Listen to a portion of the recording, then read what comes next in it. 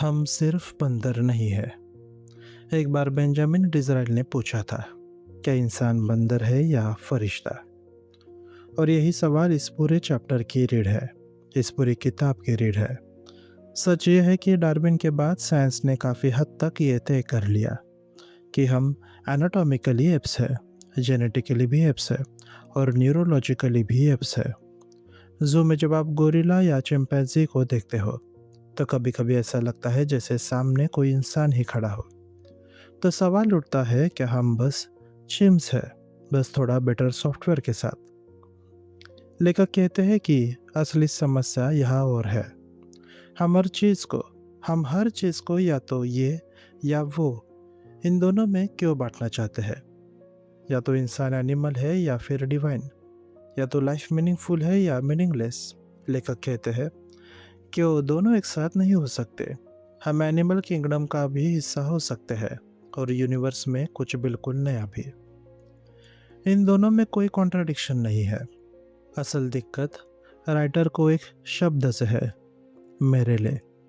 जब लोग कहते हैं ह्यूमंस आर मेरे लिए एप्स या humans are nothing but chemicals, लेखक को यह बहुत चीप लगता है। हाँ, हम एप्स है। हाँ, हम मैमल्स है। हाँ, हम सेल और केमिकल्स से बने हैं। लेकिन हम सिर्फ ये नहीं है। हम पहली स्पीसी है जिनका फ्यूचर सिर्फ इंस्टिंक्ट और केमिस्ट्री पर नहीं बल्कि खुद पर डिपेंड करता है। डार्विनियन हिस्ट्री में लाइफ की ओरिजिन के बाद इतनी बड़ी अपहिल फिर कभी नहीं हुई जितनी ह्यूमन के आने से हुई। इसलिए मेरे लिए शब्द यहाँ फिट नहीं बैठता। लेखक एक सिंपल एग्जांपल देते हैं। कोई भी ऐप बनाना पकड़ सकता है, लेकिन स्टार्स की तरफ हाथ सिर्फ इंसान बढ़ाता है ना? एप्स पैदा होते हैं, लड़ते हैं, ब्रीड करते हैं और मर जाते हैं, और उनकी कहानी खत्म हो जाती है। मगर ह्यूमंस ह्यूमंस लिखते हैं, खोजते हैं, इन्वेंट करते हैं, सवाल पूछते हैं। हम जीन्स स्लिप्स करते हैं, एटम्स को तोड़ते हैं और रॉकेट को उड़ाते हैं, बिग बैंग को समझने की कोशिश करते हैं, और सबसे अजीब बात, हम खुद को समझने की कोशिश करते हैं। और अब ज़रा सा सोचिए, एक 3 पाउंड का ब्रेन जिसे आप हाथ में पकड़ सकते हैं, वही ब्रेन एंजल्स इमेजिन करता है, इन्फिनिटी पर चलता है, अपनी ही एग्जिस्टेंस पर सवाल उठाता है। और सबसे माइंड ब्लोइंग बात यह है कि आपका ब्रेन उन एटम्स से बना है जो अरबों सालों पहले स्टार्स के अंदर बने थे। आज वही एटम स्टार्स को देख रहे हैं और यही सोच रहे हैं कि वे देख कैसे रहे हैं। इसीलिए किसी ने कहा था, यूनिवर्स इंसान के साथ पहली बार खुद के बारे में कॉन्शियस हुआ। लेखक ब्रेन को समझने के लिए हाईटेक स्कैनर से नहीं बल्कि रियल इंसानों से शुरू करता है। स्ट्रोक पेशेंट्स, ब्रेन इंजरी वाले लोग और अनयूजुअल परसेप्शन वाले केसेस। प्रोसेस बहुत सिंपल है। बात करना, ऑब्जर्व करना, सिंपल टेस्ट करना, hypothesis banana, case by case insight मिलती है। अब कुछ ऐसे केसेस आते हैं जो साईफाई जैसे लगते हैं लेकिन पूरी तरह सच है, रियल है। सुजान नाम की एक महिला को नंबर्स रंगीन दिखते हैं। 5 उसे लाल दिखता है और 3 नीला। इस कंडीशन को कहते हैं सिनेस्थेसिया। ये आर्टिस्ट में ज़्यादा कॉमन है। तो सवाल उठता है, क्या क्रिएटिविटी का कोई इवोल्यूशनरी फॉसिल है? हमफेरी नाम के आदमी का हाथ एम्प्टीट्यूड हो चुका है, यानी वो हाथ कट चुका है, लेकिन वो आज भी फैंटम आर्म्स महसूस करता है। और जब वो और किसी को टच होते देखता है तो वही सेंसेशन अपने फैंटम आर्म में महसूस करता है। तो सवाल यह है, उसका बॉडी कहाँ खत्म होता है और दूसरे का बॉडी कहाँ शुरू? न्यूरोसर्जरी के दौरान एक ऐसा न्यूरॉन मिला जो पेशेंट के दर्द पर भी फायर करता है और किसी और को दर्द होते देखने पर भी, यानी दूसरे का दर्द लिटरल सेंस में मेरा दर्द बन जाता है। बुद्धिस्ट मिस्टिक्स जो कहते हैं कि सेल्फ और अदर एक इल्यूजन है, वो बात अचानक नॉनसेंस नहीं लगती। जोनाथन नाम का एक आदमी नंबर को स्पेस में देखता है, 1 से 60 तक एक ट्विस्टेड 3D लाइन की तरह। आइंस्टाइन भी नंबर्स को स्पेस में देखते थे। तो सवाल उठता है, मैथ सेंस ब्रेन में कहाँ से आया? कुछ डिमेंशिया पेशेंट्स अचानक ब्यूटीफुल पेंटिंग्स बनाने लगते हैं। नॉर्मल स्टूडेंट्स को मैग्नेटिक स्टिमुलेशन देने पर अचानक आर्टिस्टिक एबिलिटी दिखने लगती है। तो सवाल ये है कि हम सच में अपने ब्रेन का सिर्फ थोड़ा सा हिस्सा यूज करते हैं? क्या हमारे अंदर पिकासो, मोजार्ट, रामानुजन छुपे बैठे हैं? कुछ पेशेंट मेटाफॉर्स नहीं समझ पाते। All that glitters is not gold. उनके लिए बस एक लिटरल लाइन होती है। तो क्या ब्रेन में मेटाफोर के लिए स्पेशल मशीनरी है? जैसन नाम का पेशेंट देख सकता है, फॉलो कर सकता है, लेकिन पर्सन जैसा कॉन्शियस नहीं है। फोन पर बात करते समय वो सडनली कॉन्शियस हो जाता है। तो सवाल उठता है, सेल्फ कहाँ से आता है? ये सब साइफाई नहीं है। ये एडगर एलन पोई या फिलिप के डिक की स्टोरी नहीं है। ये रियल न्यूरो साइंस है। इन अनयूजुअल ब्रेन्स को समझकर हम नॉर्मल ब्रेन को समझते हैं। अब इवोल्यूशन की तरफ चलते हैं। कभी कई ह्यूमंस लाइक स्पीसीज थी, सब इंस्टिंक्ट हो गई। नीदरलैंड आर्ट बनाते थे, डेड को बरी करते थे, ज्वेलरी पहनते थे, शायद भाषाएं भी थी। तो फिर हम क्यों बचे और वो क्यों नहीं? Luck, violence, interpreting. आज उनके डीएनए से धीरे धीरे जवाब मिल रहे हैं। और फिर आते हैं हॉबिट्स। फ्लोर्स आइलैंड पर 3 फुट लंबे इंसान, टाइनी ब्रेन्स, टूल्स, प्लानिंग, सी नेविगेशन, होमोफोरेसेंसिस। अगर रिसोर्स मिलते तो क्या वे सिविलाइजेशन बनाते, एग्रीकल्चर करते, आर्ट बनाते? हम नहीं जानते। अब एक पुरानी साइंटिफिक लड़ाई। हॉक्सले कहता था ह्यूमंस और एव्स में कंटिन्यूटी है। ओवेन कहता था ह्यूमंस यूनिकली स्पेशल है। ओवेन ने ब्रेन के एक हिस्से, हिप्पोकैम्पस मिरर का दावा किया, जो बाद में गलत साबित हुआ। हॉक्सले ने उसे पूरी तरह डिमोलिश कर दिया। लेकिन लेखक एक बोल्ड बात कहता है, ओवेन गलत कारण से सही था। ह्यूमन ब्रेन ऑटोमेटिकली एप जैसा ही है, लेकिन फंक्शनली रेडिकली डिफरेंट है। यह डिवाइन मैजिक नहीं है, बल्कि नॉन लीनियर इवोल्यूशन का रिजल्ट है। लेखक इसे फेस ट्रांजिशन से समझाते हैं। आइस को गर्म करो, 20 डिग्री पर आइस, 30 डिग्री पर आइस, 31 डिग्री पर भी आइस, 32 डिग्री पर बूम, फेस चेंज। छोटा सा चेंज लेकिन क्वालिटेटिव जंप। ह्यूमन एवोल्यूशन भी ऐसा ही था। लाखों सालों तक धीरे धीरे ब्रेन बड़ा होता रहा, कनेक्टिविटी बदलती रही। फिर लगभग 1.5 लाख साल पहले मेंटल फेज ट्रांजिशन हुआ। और रिजल्ट आया लैंग्वेज, आर्ट, रिलीजन और self awareness. Genetic evolution slow हो गई, लेकिन कल्चरल इवोल्यूशन एक्सप्लोर कर गई। कुछ ब्रेन रीजन्स ह्यूमन में खास तरह से डेवलप है। Languages area, prefrontal cortex, parietal regions. Apes में ये या तो एब्सेंट है या बहुत रेडिमेंट्री। मिरर न्यूरॉन्स यहाँ गेम चेंजर बने। यह न्यूरॉन्स खुद एक्शन करने पर भी फायर करते हैं और दूसरों को करते दिखने पर भी। ह्यूमंस में यह एक्शन से आगे बढ़कर माइंड मॉडलिंग तक पहुंच गए।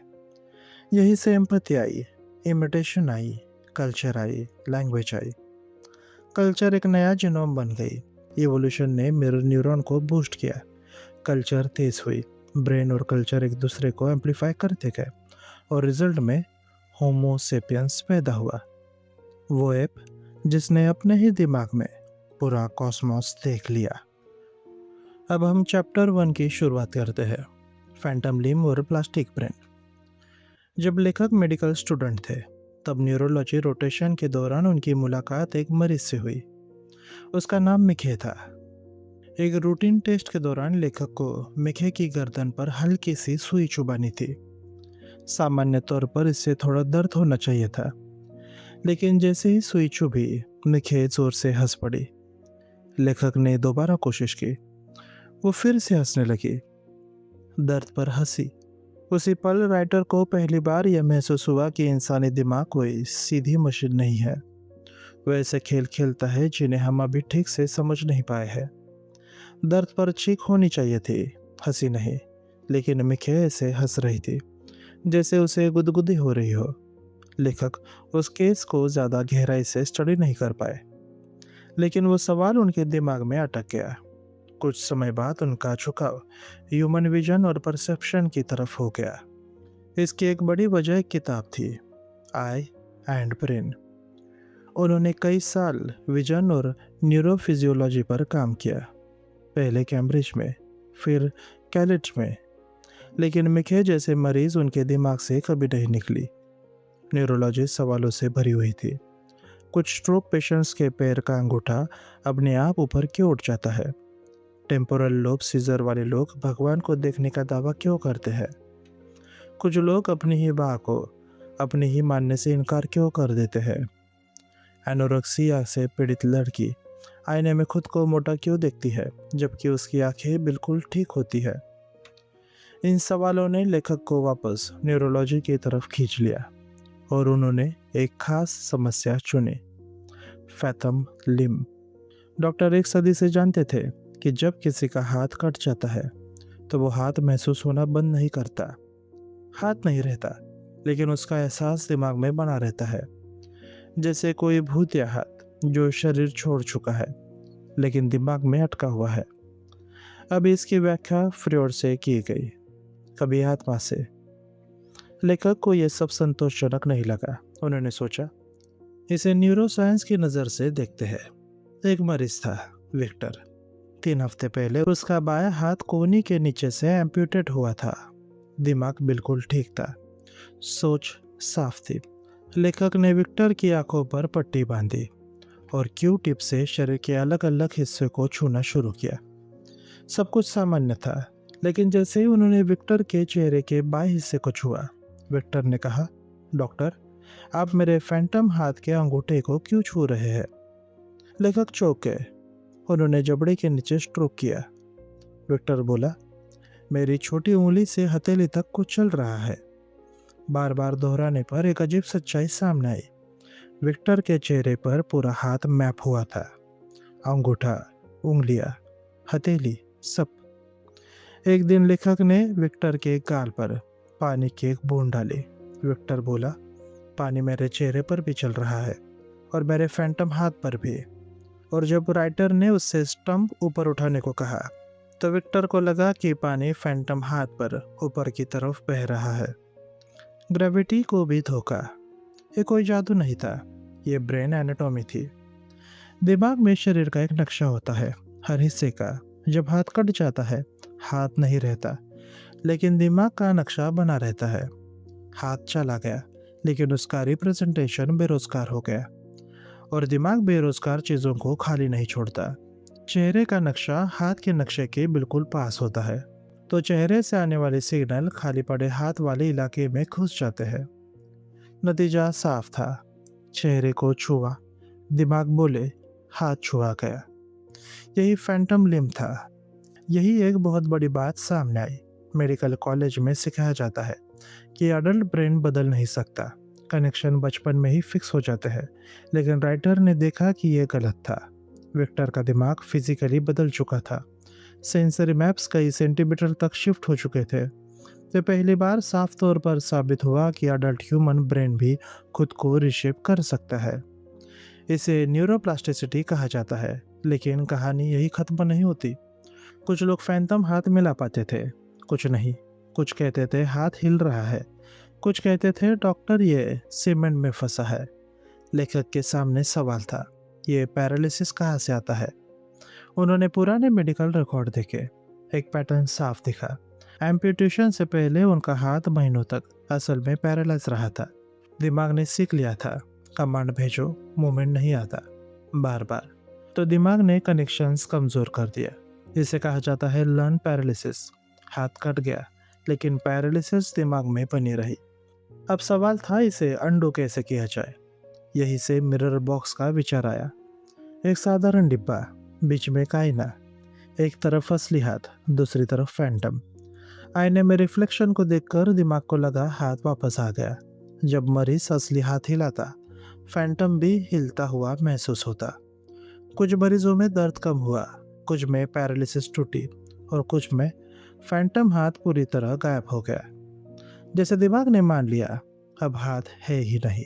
मिरर से फैंटम एम्प्यूटेट। यही टेक्निक स्ट्रोक पेशेंट में भी काम आई। पैरालिसिस रिकवरी तेज हो गई, और उन बीमारियों में भी जहां दर्द खुद दिमाग ने सीख लिया था। इस पूरी कहानी का मतलब लेखक के लिए साफ था। दिमाग कोई हार्डवेयर मशीन नहीं है। वो हर पल बदलता है, सीखता है, भूलता है और फिर दोबारा सीखता है। इंसान सिर्फ होमो सेपियंस नहीं है, वो होमो प्लास्टिकस है। और मिखे, जिसे दर्द पर हंसी आती थी, बाद में पता चला कि दर्द का खतरनाक वाला हिस्सा उसके दिमाग तक पहुंच ही नहीं रहा था। सिग्नल आया था, लेकिन यह खतरा है वो वाला अलार्म नहीं, फॉल्स अलार्म। और फॉल्स अलार्म पर दिमाग हंसता है। यही से न्यूरोसाइंस, पेन, लाफ्टर और इंसान होने की पूरी कहानी एक दूसरे से जुड़ जाती है। एक अजीब मरीज से शुरू होकर एक इंसान होने के डेफिनेशन तक। और हम इसी के साथ अगले चैप्टर पर बढ़ते हैं। Chapter number 2, seeing and knowing, देखना और जानना। You see but you do not observe. इस चैप्टर में राइटर विजन की बात करते हैं, देखने की। लेकिन वो सबसे पहले एक बात साफ करते हैं, आँख और विजन एक ही चीज नहीं है। आँख सिर्फ डाटा कलेक्ट करती है, देखना दिमाग का काम है। आँख तो कई जानवरों के पास होती है। ऑक्टोपस की आंखें दिखने में हमारी आंखों जैसे ही होती है, जबकि जबकि सच ये है कि इंसान और ऑक्टोपस का कॉमन एंसेस्टर करोड़ों साल पहले एक अंधा सा जीव था। इसका मतलब ये हुआ कि आंखें कोई बहुत खास चीज़ नहीं है। खास चीज़ है देखने का तरीका।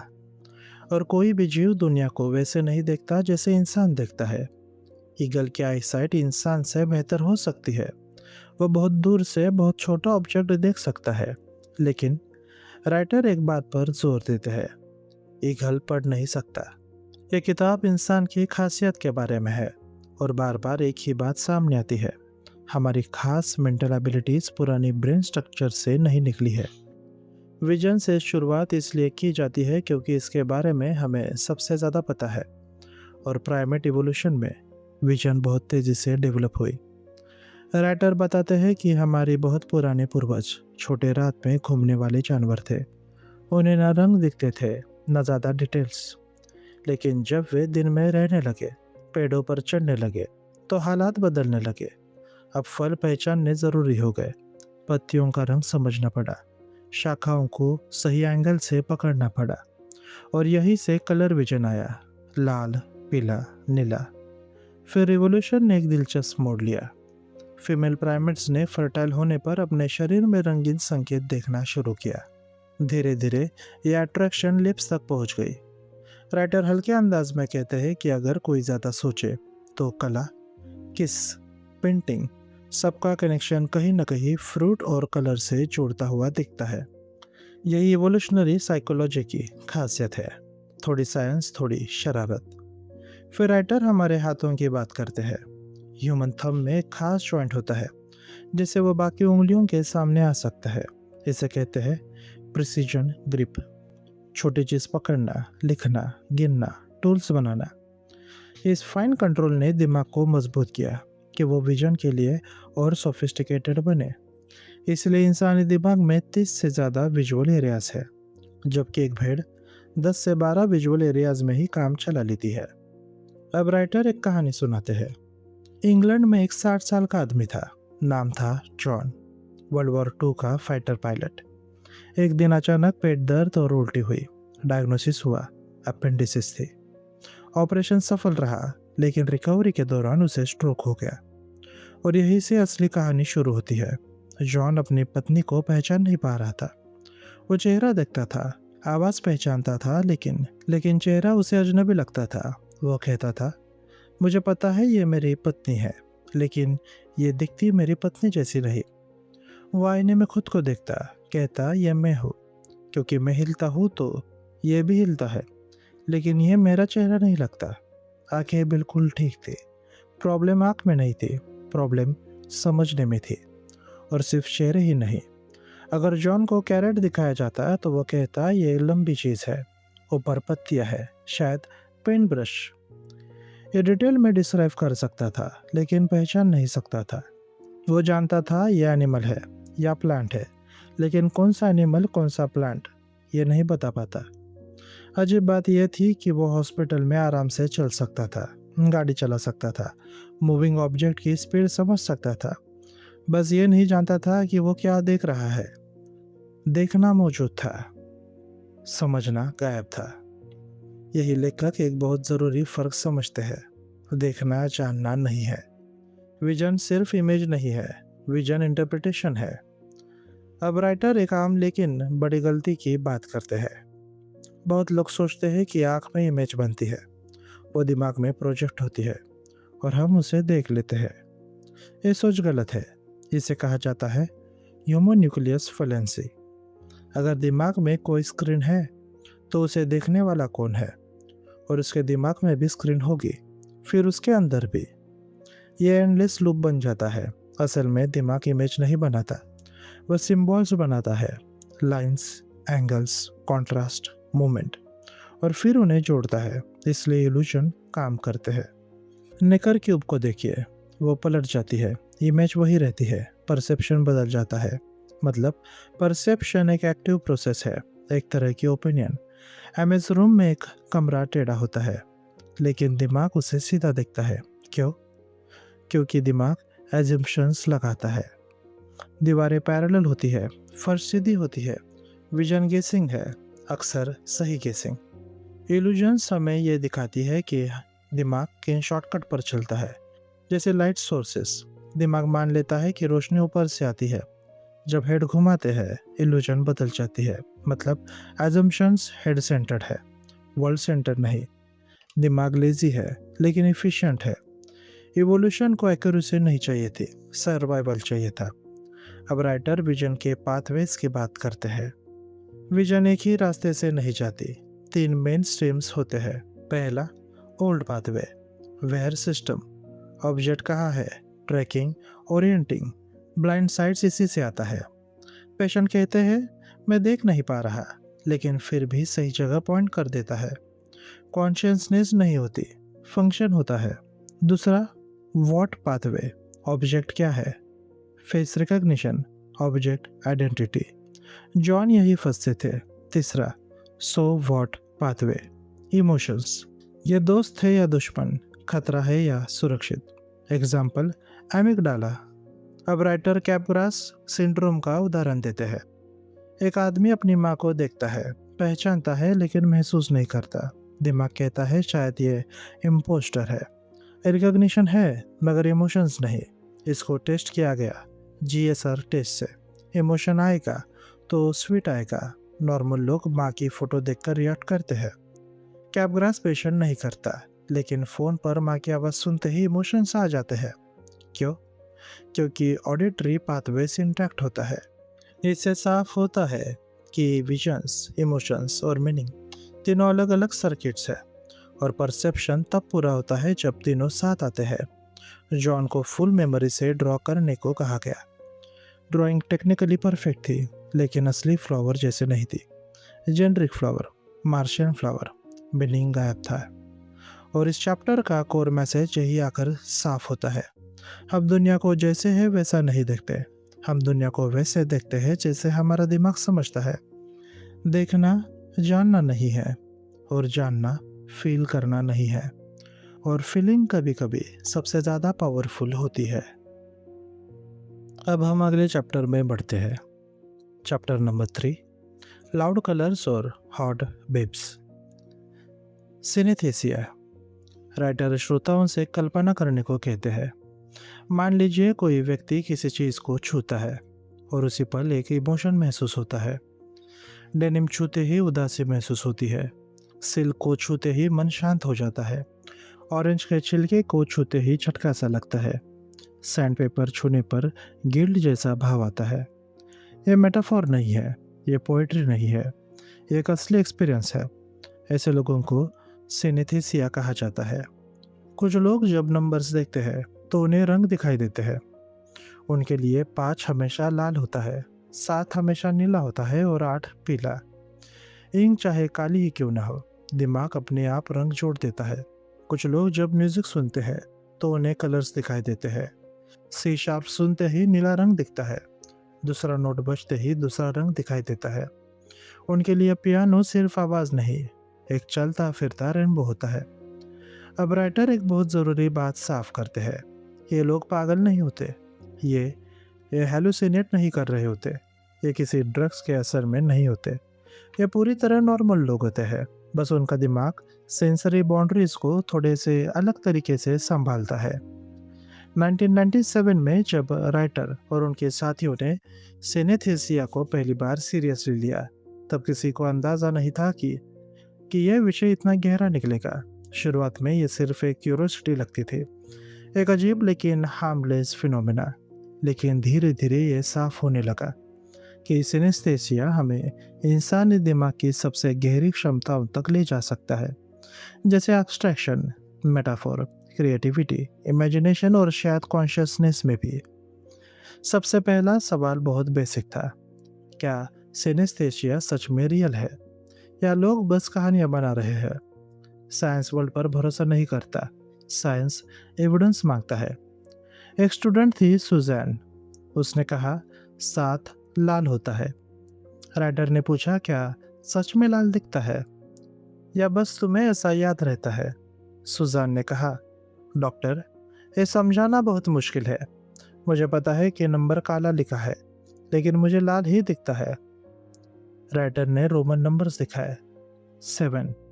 सुजन ने कहा, यह काली ही है, इसमें कोई लाल नहीं दिखता। यही सब साफ हो गया।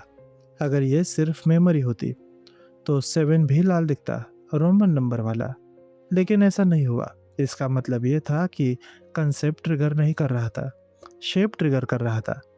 इसके बाद इल्यूजन टेस्ट किया गया। ब्लैक एंड वाइट नंबर्स के बीच हिडन शेप्स रखे गए। नॉर्मल लोग शेप्स नहीं देख पाए, लेकिन सिंस्थेसिया वाले पेशेंट ने तुरंत ट्रायंगल देख लिया। क्यों? क्योंकि उसके दिमाग में 2 और 5 के अलग अलग रंग एक्टिवेट हो गए थे। मतलब ये हुआ कि उसके प्राइवेट कलर्स रियल कलर्स की तरह बिहेव कर रहे थे। ये निर्णायक प्रूफ था, डिसिसिव। सिनेस्थेसिया रियल थी। अब अगला सवाल उठा, यह होता क्यों है? इसका जवाब एनाटॉमी में छुपा था, दिमाग में। दिमाग में नंबर प्रोसेसिंग एरिया और कलर प्रोसेसिंग एरिया एक दूसरे से बहुत पास होते हैं, बस थोड़ी सी क्रॉस एक्टिवेशन। कभी एक्स्ट्रा वायरिंग की वजह से तो कभी इंसुलेशन के कम होने की वजह से। रिजल्ट ये होता है कि नंबर देखते ही कलर एक्टिवेट हो जाता है। कुछ लोगों में शेप ट्रिगर करता है, कुछ लोगों में कंसेप्ट ट्रिगर करता है। इसीलिए किसी को मंडे हरा लगता है, किसी को दिसंबर पीला। डिफरेंस ब्रेन लोकेशन का होता है। अब राइटर फ्रांसिस्का का केस बताते हैं। फ्रांसिस्का जब टेक्सचर छूती थी तो उसे इमोशंस महसूस होते थे। साइंस ने शुरुआत में कहा यह इमेजिनेशन हो सकती है, लेकिन जीएसआर टेस्ट ने सच पकड़ लिया। उसका शरीर सच में रिएक्ट कर रहा था। इमोशन रियल था। टच से सिग्नल इंसुला तक जाता था और वहां से इमोशन सेंटर तक। कनेक्शन सामान्य से ज़्यादा स्ट्रांग थे। अब सवाल क्रिएटिविटी का आया। पोएट, पेंटर्स, म्यूजिशियंस में सिनेस्थेसिया क्यों ज़्यादा पाई जाती है? नाबोकोव लेटर्स के रंग क्यों लिखता था? कैंडल्स के साउंड को पेंट क्यों करता था? लेखक कहते हैं कि इसका जवाब मेटाफोर में छुपा है। मेटाफोर क्या है? जूलियट इज द सन। ये लिटरल नहीं है, फिर भी ये सच लगता है। क्यों? क्योंकि दिमाग 2 अलग डोमेन्स को आपस में जोड़ता है। सिनेस्थेसिया भी यही करता है, बस सेंसरी लेवल पर। मेटाफोर कंसेप्चुअल सिनेस्थेसिया है। शेक्सपियर मेटाफोर में करता है, साइनेस्थेट सेंसेशन में करता है। मैकेनिज्म शायद एक ही है, क्रॉस एक्टिवेशन। लेखक एक मज़ेदार एक्सपेरिमेंट बताते हैं। बुआबा और किकी, एक कर्व शेप दिखाई और एक शार्प शेप। 98% लोग कहते हैं कि कर्व शेप बबुआ है और शार्प शेप किकी है। क्यों? क्योंकि साउंड, शेप, मूवमेंट दिमाग में नेचुरली जुड़े हुए हैं। इसका मतलब ये हुआ कि हम सब थोड़े बहुत साइनेस्थेट है। और फिर आया सबसे अजीब केस। एक साइनेस्थेट जो कलर ब्लाइंड था, फिर भी उसे नंबर्स में ऐसे कलर्स दिखते थे जो उसने कभी रियल लाइफ में नहीं देखे थे। उसने उन्हें मार्टिन कलर्स कहा। इससे मेमोरी थ्योरी पूरी तरह टूट गई। कोई इंसान ऐसा कलर कैसे याद कर सकता है जो उसने कभी देखा ही नहीं? यही से बात क्वालिया तक पहुंचती है। क्या मेरा लाल तुम्हारे लाल जैसा है? हम नहीं जानते। सिनेस्थेसिया पहली बार इस सवाल को एक्सपेरिमेंट के करीब ले आती है। इस चैप्टर का कोर मैसेज साफ है, सिनेस्थेसिया कोई बीमारी नहीं है, ये दिमाग की क्रिएटिविटी का एक साइड इफेक्ट हो सकता है। एवोल्यूशन ने कनेक्शंस बनाए, कुछ लोगों में ये कनेक्शंस थोड़े ज़्यादा बन गए और उसी एक्सेस वायरिंग से मेटाफोर पैदा हुआ, मैथ न्यूट्रिशन पैदा हुई, आर्ट पैदा हुआ, इमेजिनेशन पैदा हुई। हम सिर्फ एप्स नहीं है जो पके हुए फ्रूट और रेड ड्रम्स देखते हैं, हम स्टार्स देखते हैं, शायद इसलिए क्योंकि हमारे दिमाग में थोड़ी सी वायरिंग एक्स्ट्रा है। अब हम चैप्टर 4 की तरफ बढ़ते हैं, the neurons that shaped civilization. वो न्यूरॉन्स जिन्होंने सभ्यता बनाई। राइटर श्रोताओं से सोचने को कहते हैं। एक मछली पैदा होते ही तैरना जानती है, बत्तख का बच्चा जन्म लेते ही माँ के पीछे चल पड़ता है, घोड़े का बच्चा कुछ मिनट लड़खड़ाता है और फिर झुंड में शामिल हो जाता है। लेकिन इंसान इंसान रोते हुए पैदा होता है, बेबस, पूरी तरह डिपेंडेंट। सालों तक वो कुछ भी ठीक से नहीं कर पाता। चलना सीखना पड़ता है, बोलना सीखना पड़ता है, खाना भी सीखना पड़ता है। तो सवाल ये बनता है कि इतनी स्लो शुरुआत का फ़ायदा क्या है? राइटर कहते हैं जवाब है कल्चर। कल्चर का मतलब सिर्फ कला, संगीत या भाषा नहीं होता। कल्चर का मतलब है स्किल्स, नॉलेज, हैबिट्स और नॉर्म्स, जो एक इंसान से दूसरे इंसान तक ट्रांसफ़र होती है। और ये ट्रांसफ़र दो तरीकों में से हो सकती है। पहला लैंग्वेज से, दूसरा इमिटेशन से। अगर इंसान इमिटेशन में कमज़ोर होता है तो राइटर के शब्दों में हम कुछ भी नहीं होते।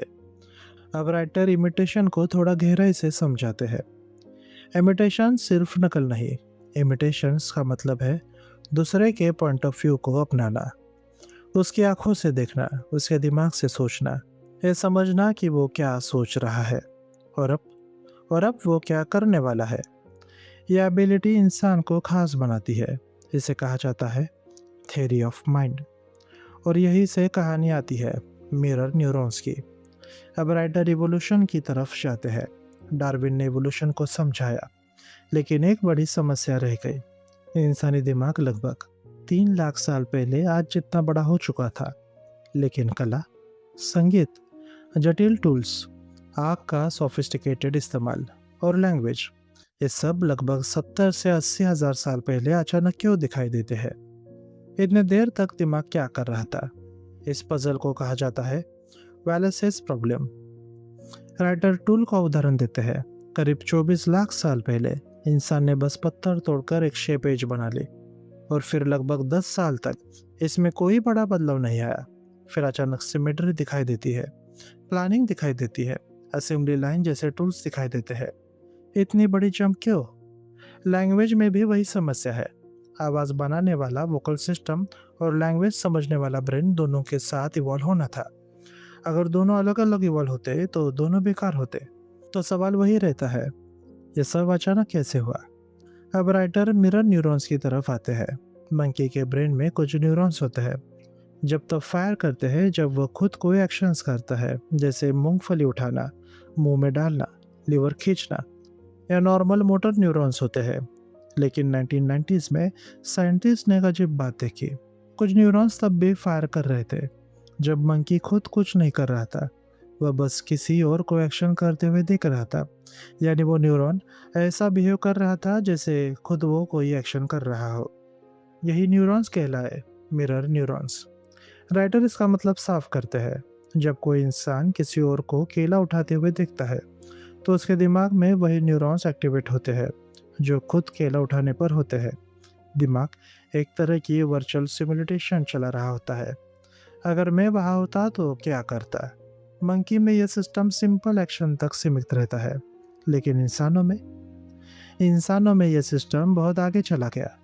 हम हम सिर्फ एक्शन नहीं पढ़ते, हम इंटेंशन पढ़ते हैं। हम समझ लेते हैं कि वो गेंद उठाने वाला है, कि वो धोखा देने वाला है, कि वो दुखी है। ये इमिटेशन की असली नींव है। अगर आप दूसरे के एक्शन को अपने दिमाग में चला सकते हैं तो आप उसकी नकल भी कर सकते हैं। यही से स्किल फैलती है, टूल्स सिखाए जाते हैं और कल्चर पैदा होता है। और राइटर एक और कनेक्शन जोड़ते हैं, मिरर न्यूरॉन्स सिर्फ हाथ पैर के लिए नहीं होते। कुछ मिरर न्यूरॉन्स पेन पर भी रिएक्ट करते हैं। और हैरानी की बात यह है कि वे तब भी रिएक्ट करते हैं जब इंसान किसी और को दर्द में देखता है। यानी दूसरे का दर्द आपके दिमाग में एक्टिवेट हो जाता है। इसे कहा जा सकता है न्यूरोनल एम्पैथी। राइटर मजाक में इन्हें गांधी न्यूरॉन्स कहते हैं। तो सवाल उठता है, अगर दिमाग इतना मिरर करता है तो हम हर किसी की नकल क्यों नहीं करते? हर दर्द खुद क्यों नहीं महसूस करते? जवाब है इनहिबिशन। फ्रंटल लोब फिल्टर करता है। वो कहते हैं वो एक्शन तुम्हारा नहीं है, यह दर्द तुम्हारा नहीं है। यही से फ्री विल का कंसेप्ट निकलता है। राइटर कहते हैं असल में ये फ्री विल है ही नहीं, ये फ्री वॉन्ट है। दिमाग कोई ऑप्शन बनाता है और फिर सबको रोक देता है सिवाय एक के। अब राइटर एक बहुत ही अद्भुत केस बताते हैं। एक सोल्जर था, हैम्फरे। युद्ध में उसने हाथ खो दिया था। उसके पास फैंटम लिम्ब था, यानी उसका हिस्सा, उसका हाथ जो कट चुका था वहां पर नहीं था। जब वो किसी और को हाथ पर टच होते देखता तो उसे अपने फैंटम हाथ में टच महसूस होता। क्यों? क्योंकि मिरर न्यूरॉन्स एक्टिव थे, लेकिन रियल हैंड से कोई नल सिग्नल नहीं आ रहा था। रिजल्ट ये हुआ कि दूसरे का टच उसका कॉशियस एक्सपीरियंस बन गया। इसे कहा गया एक्वायर्ड हाइपर एम्पैथी। लेकिन राइटर यहाँ एक गहरी बात कहते हैं, शायद हम सबको एक दूसरे से अलग सिर्फ एक स्किन ही करती है। अब राइटर एब्स्ट्रैक्शन की बात करते हैं। बॉबोआ की एक्सपेरिमेंट याद दिलाते हैं। कर्वी शेप को लोग बॉबा कहते हैं, शार्प शेप को किक्की। ये सिर्फ साउंड और शेप का खेल नहीं है, ये दिखाता है कि दिमाग अलग अलग सेंसेस में कॉमन पैटर्न ढूंढ लेता है। इसे कहते हैं cross model abstraction. Mirror neurons यही करते हैं, एक डोमेन की मैपिंग दूसरे डोमेन में ट्रांसलेट कर देते हैं। यह एबिलिटी पहले क्यों आई? राइटर मानते हैं कि शायद पेड़ों पर रहने वाले एंसेस्टर की वजह से। पेड़ की ब्रांच देखना, हाथ की पोजीशन एडजस्ट करना, बॉडी बैलेंस करना, विजन, टच, मूवमेंट, सबको एक साथ सिंक करना पड़ा। यही से एब्स्ट्रैक्शन शुरू हुई और बाद में मेटाफोर, लैंग्वेज, पोइट्री पैदा हुई। अब लेखक ब्रेन के एक खास हिस्से की बात करते हैं, इन्फेरियल पैरेटल लोब्यूले, यानी आईपीएल। ये विजन, टच और साउंड तीनों के जंक्शन पर होते हैं। इंसानों में यह हिस्सा बहुत बड़ा होता है और सिर्फ इंसानों में यह और ज़्यादा स्पेशलाइज हुआ है। अगर इसमें डैमेज हो जाए तो इमिटेशन खराब हो जाती है, मेटाफोर समझ नहीं आता, एक्शंस प्लान नहीं हो पाते। यही से लैंग्वेजेस, टूल यूज और सिंबोलिज्म निकलते हैं। अब राइटर पूछते हैं, इमिटेशन इतनी ज़रूरी क्यों है? क्योंकि इमिटेशन के बिना हर जनरेशन को सब कुछ खुद डिस्कवर करना पड़ता। इमिटेशन एवोल्यूशन की स्पीड बदलती, जेनेटिक एवोल्यूशन बहुत स्लो होती है, कल्चरल एवोल्यूशन लाइटिंग फास्ट होती है। एक इंसान ने आग जला दी, बाकी ने देखा, सब ने सीख लिया। यही से आया ग्रेट लीप फॉरवर्ड। कुछ लोग कहते हैं ये सब कोइंसिडेंस था, लेकिन राइटर सवाल उठाते हैं 500 बीसीए के बाद साइंस, मैथ, राइटिंग, पेंटिंग इतनी तेजी से क्यों एक्सप्लोड हुए? जीन्स नहीं बदली, शेयरिंग बदली, इंटरनेट जैसा इफेक्ट हुआ। मिरर न्यूरॉन्स उस जमाने का इंटरनेट था। आखिर में राइटर साफ करते हैं, वो ये नहीं कह रहे कि मिरर न्यूरॉन्स ही सब कुछ है। इनोवेशन किसी एक इंसान को करना पड़ता है, लेकिन मिरर न्यूरॉन्स के बिना इनोवेशन फैलता नहीं, कल्चर टिकता नहीं। मंकीज के पास भी मिरर न्यूरॉन्स होते हैं, लेकिन उतने एडवांस नहीं। इंसानों में ये न्यूरॉन्स बेहतर कनेक्टेड है और वही कनेक्शन हमें इंसान बनाते हैं। सभ्यता पत्थर से नहीं बनी, आग से नहीं बनी, भाषा से नहीं बनी। सभ्यता बनी एक दिमाग से दूसरे दिमाग तक बिहेवियर के ट्रांसमिशन से, और उस ट्रांसमिशन के पीछे खड़े हैं मिरर न्यूरॉन्स। अब हम चैप्टर 5 की तरफ बढ़ते हैं। स्टीवन कहाँ है? ऑस्टिन की पहेली। राइटर एक पंक्ति से शुरुआत करते हैं। मानसिक बीमारी में सबसे डरावनी बात यह होती है कि लोग उसे कॉमन सेंस में समझने लगते हैं, जैसे सामने वाला बस भ्रम में है। ये लाइन लुडविग विटगेन्स्टाइन की है। फिर लेखक एक और आवाज़ सुनाते हैं। ये किसी किताब की नहीं, एक माता पिता के टूटे हुए दिल की आवाज़ है। डॉक्टर रामचंद्रन, मुझे पता है स्टीवन कहीं न कहीं अंदर फंसा हुआ है, अगर आप उसे किसी तरह बता पाए कि हम उसे कितना प्यार करते हैं, तो शायद आप उसे बाहर ले आ सकते हैं। राइटर बताते हैं कि ऑटिज्म वाले बच्चों के पेरेंट्स से डॉक्टर ये बात बार बार सुनते हैं। ये सिर्फ एक मेडिकल स्टेटमेंट नहीं होती, ये एक उम्मीद होती है, एक दर्द होता है और एक सवाल होता है। स्टीवन कहा है, ऑटिज्म एक बहुत गंभीर डेवलप्ड डिसऑर्डर है। 1940s में दो डॉक्टर ने इसे इंडिपेंडेंटली डिस्क्राइब किया। अमेरिका में लियो कैनर ने, ऑस्ट्रिया में हैंस एस्पेजर ने। दोनों एक दूसरे को नहीं जानते थे, फिर भी उन्होंने एक कंडीशन को एक ही नाम दिया, ऑटिज्म। यह शब्द ग्रीक भाषा के ऑटोस से आया है, जिसका मतलब होता है सेल्फ। राइटर कहते हैं कि यह नाम बिल्कुल सही बैठता है, क्योंकि ऑटिज्म की सबसे स्ट्राइकिंग बात यही है। बच्चे का सोशल वर्ल्ड से लगभग पूरा विड्रॉवल, लोगों से इंटरेक्ट करने में असमर्थता या डर। अब राइटर स्टीवन की कहानी सुनाते हैं। स्टीवन 6 साल का बच्चा है। उसके चेहरे पर हल्के फ्रिकल्स है, बाल सैंडी ब्राउन रंग के हैं। वह एक टेबल पर बैठा है, एनिमल की ड्राइंग बना रहा है। उसका एक हॉर्स का स्केच इतना डायनामिक है कि ऐसा लगता है जैसे वो अभी कागज से बाहर कूद पड़ेगा। पहली नज़र में कोई भी सोचेगा, वाह कितना टैलेंटेड बच्चा है। लेकिन जैसे ही कोई उससे बात करने की कोशिश करता है, एक अजीब सी बात सामने आती है। स्टीवन वहाँ होता ही नहीं। वो आई कांटेक्ट नहीं करता। टू वे कन्वर्सेशन उसके लिए लगभग इम्पॉसिबल होती है। किसी की प्रेजेंस उसे एंशियस बना देती है। वो अपने शरीर को आगे पीछे हिलाने लगता है, रॉकिंग मूवमेंट करता है। कम्युनिकेशन की हर कोशिश दीवार से बात करने जैसे लगती है। लेखक बताते हैं कि मेडिकल लिटरेचर में ऑटिज्म के सिम्टम्स को दो बड़े ग्रुप्स में बांटा जाता है। पहला ग्रुप सोशल कॉग्निटिव सिम्टम्स। इसका सबसे इम्पॉर्टेंट सिम्टम है मेंटल अलोननेस, सोशल वर्ल्ड से डिस्कनेक्ट। ऑटिस्टिक बच्चों में इमोशनल एम्पैथी नहीं होती, प्रिटेंड प्ले नहीं होता, मेक बिलीव गेम नहीं खेलते, फैंटेसी वर्ल्ड में नहीं जाते। राइटर याद दिलाते हैं कि इंसान ही वो एनिमल है जो अडल्टहुड तक प्लेफुलनेस बनाए रखता है। पेरेंट्स के लिए यह सबसे पेनफुल बात होती है कि उनका बच्चा चाइल्डहुड की मैजिक से अछूता रह जाता है। लेकिन एक पैराडॉक्स भी है। सोशल वर्ल्ड के दूरी के साथ साथ इनएमिनेट ऑब्जेक्ट में एक्सट्रीम इंटरेस्ट। फ़ोन डायरेक्टरी याद करना, ट्रेन्स के शेड्यूल्स, नंबर्स और पैटर्न्स, ऐसी चीज़ों में ऑब्सेशन। दूसरा ग्रुप है sensory motor symptoms. Sensory side पर कुछ साउंड से एक्स्ट्रा डिस्ट्रेस, नोवेल्टी और चेंज से डर, रूटीन और सेमनेस की ऑब्सेशन। मोटर साइड पर body rocking, hand flapping, self slapping, repetitive rituals. Writer कहते हैं कि ये सिम्टम सोशल सिम्टम जितने डिफाइनिंग नहीं है, लेकिन इतनी बार साथ दिखाई देते हैं कि उनके बीच कोई कनेक्शन ज़रूर है। यही लेखक एक क्रूशियल क्लू की तरफ ध्यान दिलाते हैं।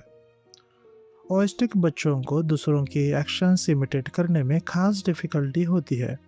मिमिंग करना, एक्शंस कॉपी करना, ये सिंपल स्किल ऑटिज्म में कमज़ोर होती है, और यही से एक आइडिया जन्म लेता है, मिरर न्यूरॉन सिस्टम की डिफिशियंसी। अब राइटर मिरर न्यूरॉन्स और ऑटिज्म के कनेक्शन की बात करते हैं।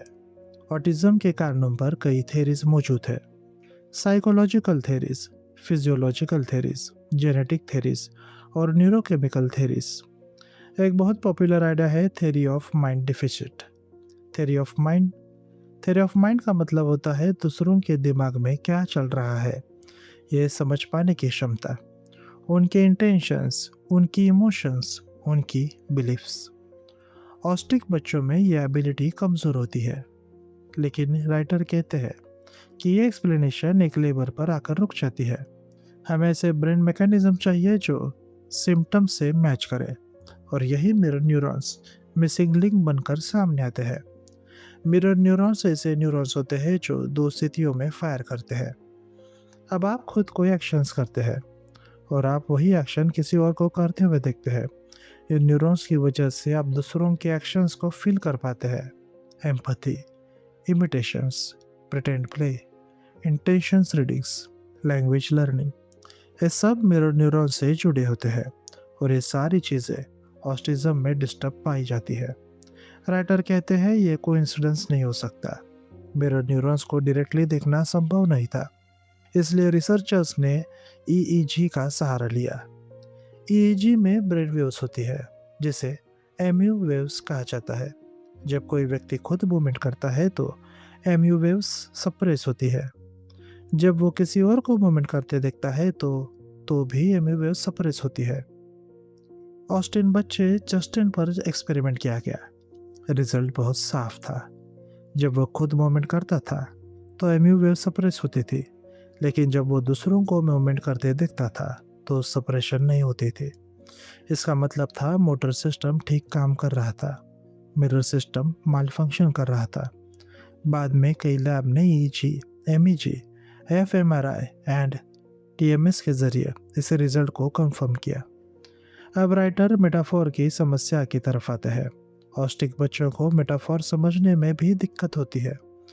Get a grip on your self कहने पर बच्चा लिटरल सेंस में खुद को पकड़ने लगता है। All that glitters is not gold, उसके लिए सिर्फ मेटल की बात रह जाती है। राइटर पूछते हैं ये क्यों होता है। आंसर है embodied cognition. Human thinking body से गहराई से जुड़ी होती है। एक्शंस और परसेप्शन आपस में इंटरवेंट होते हैं। मिरर न्यूरॉन्स एक्शंस और मीनिंग को जोड़ते हैं। लेफ्ट सुपर मार्जिनल गायरस में डैमेज वाले पेशेंट में एक्शन इमिटेशन खराब होती है और एक्शन बेस्ड मेटाफोर्स भी समझ नहीं पाते। इससे पता चला कि मिरर न्यूरॉन्स एब्स्ट्रैक्ट मीनिंग और मेटाफोर में भी इन्वॉल्व है। अब राइटर एक और गहरी संभावना रखते हैं। ऑटिज्म को सेल्फ कॉन्शियसनेस डिसऑर्डर की तरह भी देखा जा सकता है। मिरर न्यूरॉन्स शुरुआत में दूसरों को समझने के लिए इवॉल्व हुए, लेकिन इंसानों में उन्होंने इनवर्ट टर्न लिया। थ्योरी ऑफ माइंड खुद पर अप्लाई होने लगी। अगर ये सिस्टम कमज़ोर हो तो सेल्फ रिप्रेजेंटेशन भी कम हो जाती है। मैं और तुम का फ़र्क धुंधला हो जाता है। सेल्फ स्टीम, गिल्ट, पिटी, एम्बेरसमेंट जैसे कंसेप्ट मुश्किल हो जाते हैं। इसीलिए ऑटिज्म को डिसऑर्डर ऑफ सेल्फ कॉन्शियसनेस कहा जा सकता है। लेकिन ऑटिज्म के कुछ सिम्टम्स मिरर न्यूरॉन से पूरी तरह एक्सप्लेन नहीं होते। आई कॉन्टैक्ट से बचना, sound sensitivity, self beating, rocking. यहाँ लेखक एक दूसरा आइडिया लाते हैं, साइलेंस लैंडस्केप थ्योरी। एमिगडाला तय करता है कि कौन सी चीज़ इमोशनली इंपॉर्टेंट है। ऑस्टिक ब्रेन में ट्राइबल चीज़ें भी ओवर साइलेंट हो जाती है और इम्पॉर्टेंट सोशल क्यूज जैसे आंखें अंडर साइलेंट रह जाती है। रिजल्ट होता है सेंसरी ओवरलोड, एंजाइटी और सेमनेस की प्रेफरेंस। जीएसआर एक्सपेरिमेंट में यही पैटर्न दिखाई देता है। अब राइटर सेल्फ सिमुलेशन की बात करते हैं, रॉकिंग, सेल्फ ब्रीथिंग। ये बिहेवियर्स ऑटोमिक और सोल को काम करते हैं। बॉडी स्टिमुलेशन एक कामिंग इफेक्ट देता है। यह शायद सेल्फ को बॉडी में एंकर करता है और क्योटिक वर्ल्ड में कोहेरेंस देता है। अंत में राइटर बताते हैं कि ऑटिज्म हमें क्या सिखाता है। ऑटिज्म दिखाता है कि सेल्फ कोई आइसोलेटेड एंटिटी नहीं है। सेल्फ बॉडी और दूसरों के साथ इंटरेक्शन से बनता है। जब ये इंटरेक्शन टूटता है तो सेल्फ भी बिखर जाता है। ऑटिज्म सिर्फ एक डिसऑर्डर नहीं है, यह हमें समझने में मदद करता है कि कॉन्शियसनेस क्या है और सेल्फ कैसे बनता है, और शायद इसी समझ के जरिए स्टीवन जैसे बच्चों को एक दिन सचमुच वापस लाया जा सकेगा। और अब हम अगले चैप्टर में कदम रखने जा रहे हैं। Chapter number 6, the power of babel, यानी बकबक की ताकत और भाषा का विकास, एवोल्यूशन ऑफ लैंग्वेज। 1999 का एक लंबा जुलाई वीकेंड था। राइटर को अचानक एक फ़ोन कॉल मिला। फ़ोन कॉल करने वाले थे जॉन हेमडी। कैम्ब्रिज के दिनों में वे राइटर के साथ पढ़ चुके थे। अब वे ब्रिस्टल में ऑर्थोपेडिक सर्जन बन चुके थे। उन्होंने कहा, मेरे पिता का स्कीइंग एक्सीडेंट के बाद स्ट्रोक हुआ है। उनका राइट साइड पैरालाइज है, लेकिन सबसे परेशान करने वाली बात यह है कि वे ठीक से बोल नहीं पा रहे। मैंने सुना है मिरर थेरेपी नाम की कोई टेक्निक है, क्या आप उन्हें देख सकते हैं? डॉक्टर हेमडी कभी यूसी सैन डियागो में वर्ल्ड रिनोन केमिस्ट्री प्रोफेसर रहे थे। स्ट्रोक ने उनके ब्रेन के लेफ्ट हेमिस्फीयर को डैमेज कर दिया था। Left hemisphere right side of the body को कंट्रोल करता है। नतीजा साफ था, राइट आर्म और राइट लेग पैरालाइज थे, लेकिन उससे भी बड़ा नुकसान भाषा का हुआ था। पानी मांगने जैसी सिंपल बात भी उन्हें बहुत मेहनत से बोलनी पड़ती थी।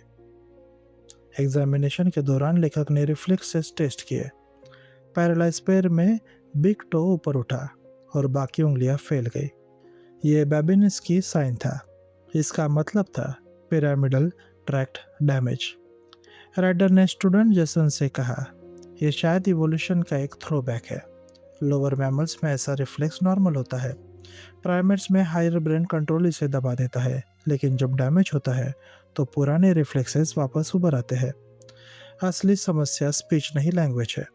पैरालाइज दुखद था, लेकिन डॉक्टर हेम्डी को सबसे ज़्यादा तकलीफ अपनी भाषा से थी। उन्हें ब्रोकास एफेसिया था।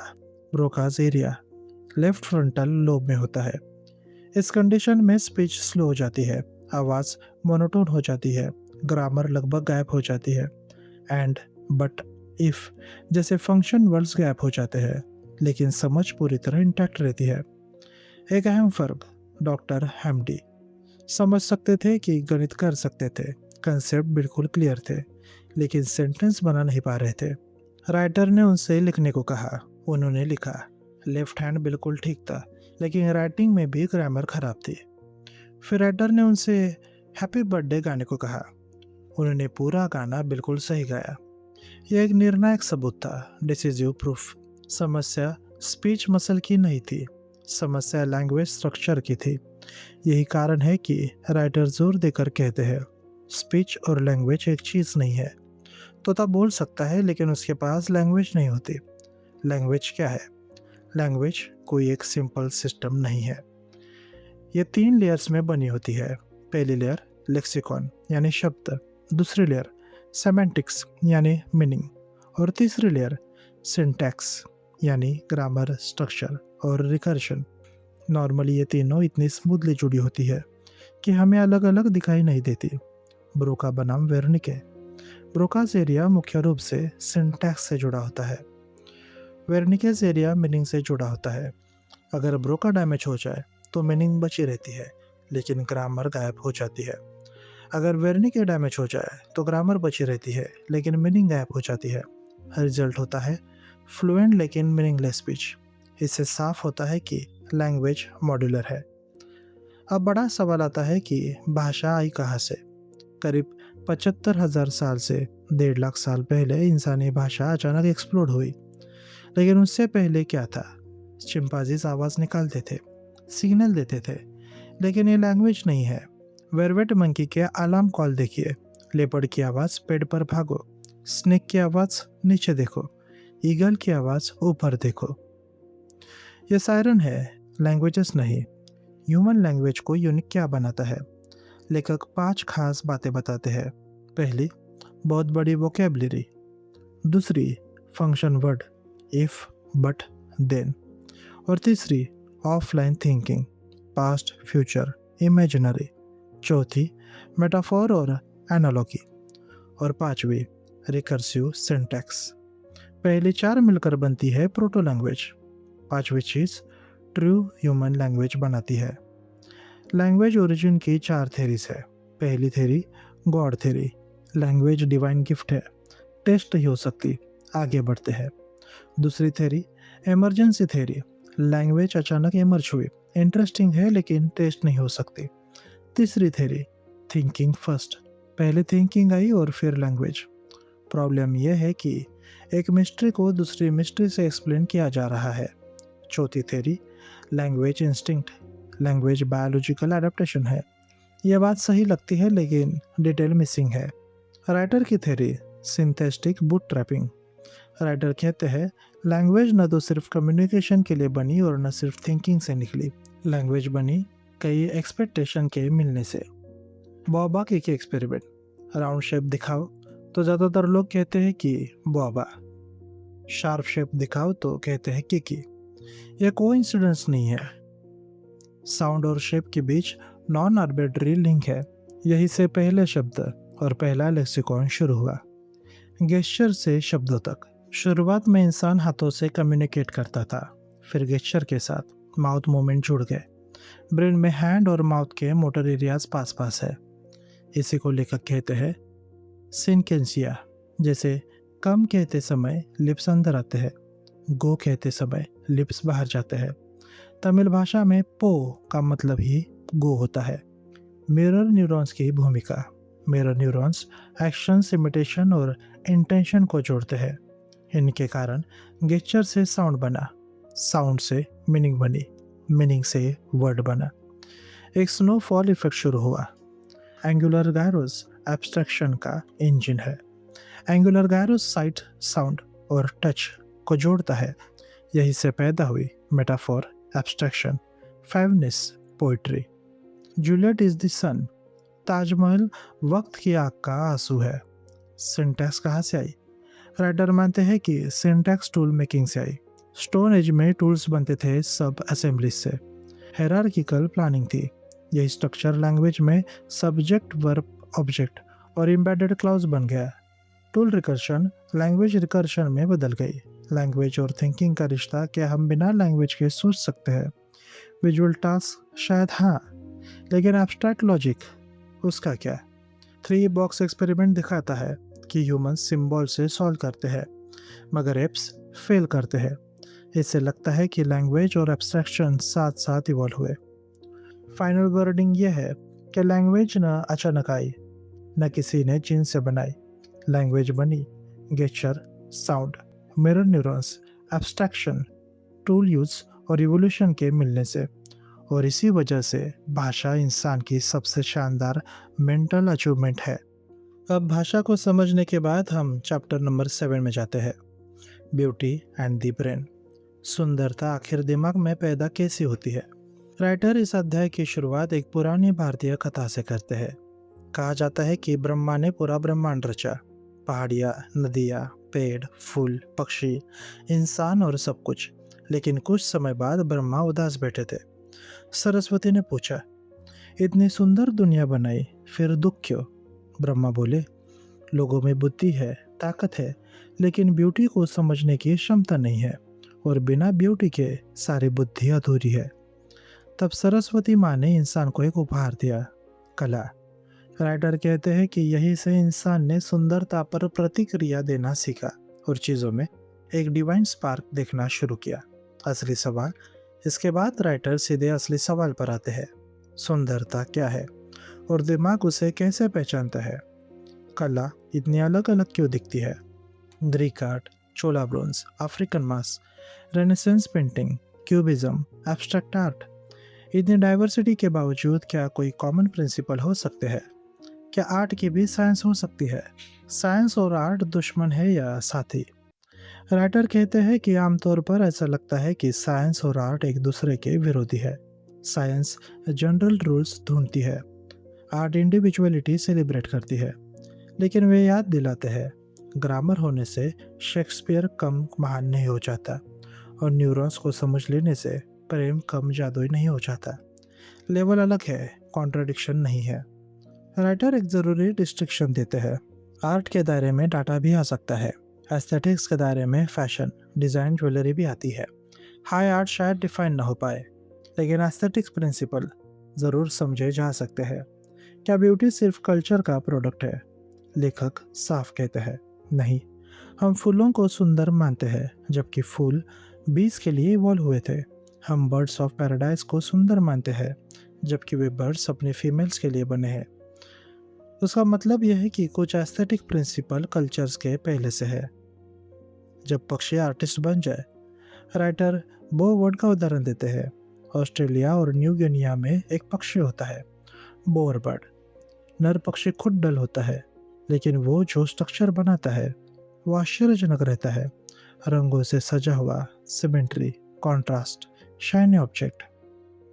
लेखक कहते हैं, अगर किसी गैलरी में यह काम रख दिया जाए और ये न बताया जाए कि इसे पक्षी ने बनाया है, तो लोग तारीफ करेंगे। इससे साफ होता है कि एस्थेटिक सेंस सिर्फ इंसान की मोनोपोली नहीं है। किच और रियल आर्ट का फर्क। फिर राइटर एक मुश्किल सवाल उठाते हैं, किच और रियल आर्ट में फ़र्क क्या है? एक हिंट देते हैं, किच पसंद करना सीखा जा सकता है, लेकिन रियल आर्ट को समझ लेने के बाद वापस किच पर जाना मुश्किल हो जाता है। मतलब कोई फर्क जरूर है, बस हम उसे शब्दों में ठीक से पकड़ नहीं पाते। इंडियन आर्ट और कॉलोनियल ब्लाइंडनेस। लेखक भारत आने का अनुभव बताते हैं। चेन्नई के शिवा टेम्पल्स में घूमते हुए उन्होंने उन मूर्तियों को देखा जिनकी वे बचपन से पूजा करते आए थे, लेकिन इस बार उन्होंने उन्हें आर्ट की तरह देखा और तभी उन्हें एक रियलाइजेशन हुआ। ब्रिटिश क्रिटिक्स इंडियन आर्ट को प्रिमिटिव कहते थे। उनका तर्क था, ब्रिस्ट बहुत बड़े हैं, वेस्ट बहुत पतली है, पर्सपेक्टिव नहीं है। क्यों? क्योंकि उनके लिए रियलिज्म ही आर्ट था। राइटर्स सवाल उठाते हैं, अगर आर्ट का मकसद रियलिज्म ही है तो फोटो क्यों काफ़ी नहीं है? आर्ट का काम क्या है? एग्जैचरेट करना, डिस्टॉर्ट करना और इसेंस निकालना। जितनी सही डिस्टॉर्शन उतना बड़ा एस्थेटिक शॉक। पिकासो और चोला आर्टिस्ट। पिकासो ने फेसेस तोड़े, मल्टीपल एंगल्स दिखाए। वेस्टर्न वर्ल्ड ने कहा जीनियस। लेकिन लेकिन लेखक याद दिलाते हैं कि इंडियन आर्टिस्ट ये काम 1000 साल पहले कर चुके थे, बस वेस्टर्न आए उसके लिए तैयार रही थी। आर्ट फोटोकॉपी नहीं है। राइटर साफ करते हैं, रैंडम डिस्टॉर्शन आर्ट नहीं बनाता। तो सवाल उठता है, कौन सी डिस्टॉर्शन काम करती है?